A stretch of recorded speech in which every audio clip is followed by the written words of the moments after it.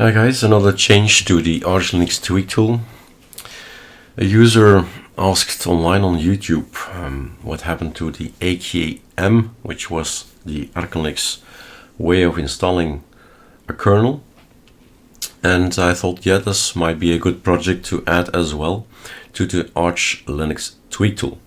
So we have our extra menu, kernels, and this is a long list of all the kernels you can install. If you are on systemd boot, you'll get the choice as well to set which one do you want to boot from by default. So this is the one I've built myself, called Linux Kiro. I've explained it in another video. This is just a xenmod edge, which is down here somewhere, where I just clicked a button, right? That's all you need to know, is clicking a button. But mind you, right, playing with kernels is fine, but you may end into a black screen. For instance, I'm on an Intel CPU machine installing Linux AMD here.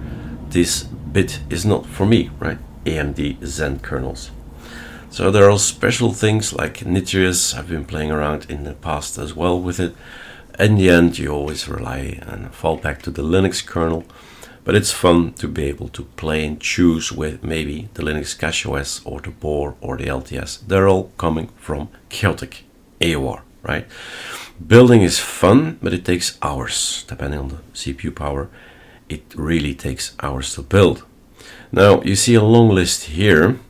If pacman, if you say chaotic-repo is not for me, that's fine, right? If you restart ATTs, it's gonna look and say, okay, chaotic AOR is not present, which means you can only get the default guys. So the Linux kernel, LTS, the Zen, the hardened, the RT, that's it.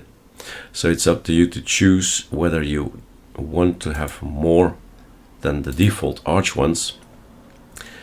And it's only a click away, right? Enable chaotic-repo. You either enable it or not. It's gonna see, oh, there is more on chaotic-repo, and I'll just add it to the list, which becomes a very long list to choose from. And then it's testing how it feels, maybe some tools to test how the speed, or maybe play a game. Super simple, right? Play a game that the game you always play, and you'll feel if it's any better or not.